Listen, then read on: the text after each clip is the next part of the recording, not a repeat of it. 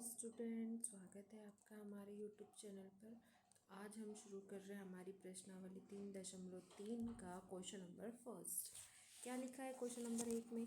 एक समांतर चतुर्भुज के प्रत्येक कथन को परिभाषा या प्रयोग किए गए गुण द्वारा पूरा कीजिए। ठीक है, अपने पास ये चित्र है, ये बना है चतुर्भुज। कौन सा चतुर्भुज है ये? समांतर चतुर्भुज।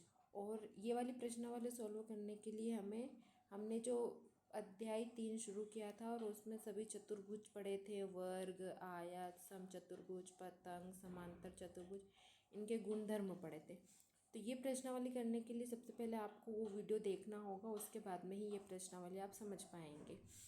ठीक है, अब ये चित्र हमको दिख रहा है, ये समांतर चतुर्भुज का है। तो समांतर चतुर्भुज के गुणधर्म हमने पढ़े थे कि इसकी जो आमने सामने की भुजाएं होती है, कौन सी भुजाएं? आमने सामने की। जैसे कि ए बी के सामने कौन है? ए बी के सामने कौन है हमारे पास? ये ए बी के सामने कौन है? C D.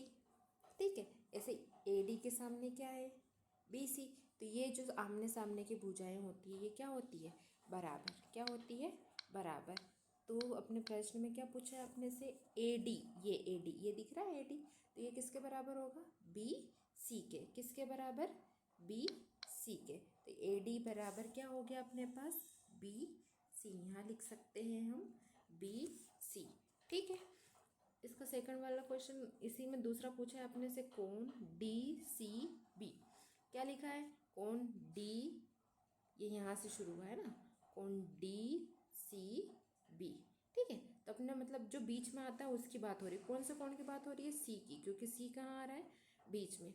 तो आमने सामने के कोण भी क्या होते हैं समांतर चतुर्भुज में? बराबर। तो इस कोण के बराबर कौन हो जाएगा? कोण ए। कौन सा कोण? ए। तो हम क्या लिख सकते हैं? कोण, इधर से शुरू कर दो, डी ए बी, या फिर उल्टा भी शुरू कर सकते हैं अपन, इधर से भी बी ए डी। क्या लिख सकते हैं? B A D. दोनों उत्तर सही है आपका।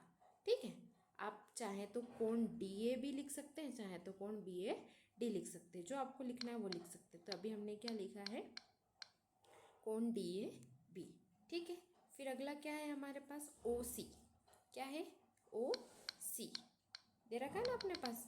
अब देखो ओ सी कहाँ है? बी सी तो हो गया यहाँ पे। अब क्या चाहिए अपने को? ओ सी। क्या है? ओ सी। ये है ओ सी। देखो, ये ओ से लेकर सी तक ये है। तो इसके विकर्ण एक दूसरे को क्या करते हैं? बराबर भागों में बांटते हैं। तो ये ओ सी किसके बराबर हो जाएगा? ओ ए के। किसके बराबर? ओ ए के। ठीक है, और इसका तो अपना आया था कोण डी ए बी। ठीक है, अब अगला क्या है? स्मॉल एम, मतलब एम कोण डी ए सी। डी, ये रखा डी ए सी। इस कोण की बात हो रही है, इसको जोड़ेंगे, और कोण C D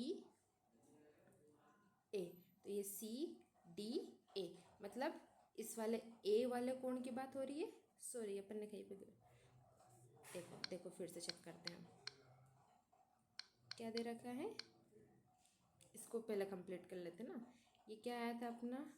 D C B आ गया था ना, तो क्या आएगा? D A B. अब अगला क्या आया है अपना? कोण ए। ए ये रहा, और बीच में इसमें कौन है? कोण सी है ना, सी बीच में, सी डी ए, तो बीच में क्या है? डी। तो ये रहा डी। मतलब ये आसन्न कोण हुए ना, जब भी ये आपस में, जैसे ये वाला कोण आपन्न आसन्न है, बी और सी आसन्न है, सी और डी आसन्न है, ऐसे डी और ए भी क्या है? आसन्न है। तो इनका जोड़ हमेशा कितना होता है? 180 डिग्री, क्योंकि समांतर चतुर्भुज के आसन्न कोणों का मान कितना होता है? 180 डिग्री। ठीक है, आया समझ में? मिलते हैं नेक्स्ट वीडियो में। Thank you.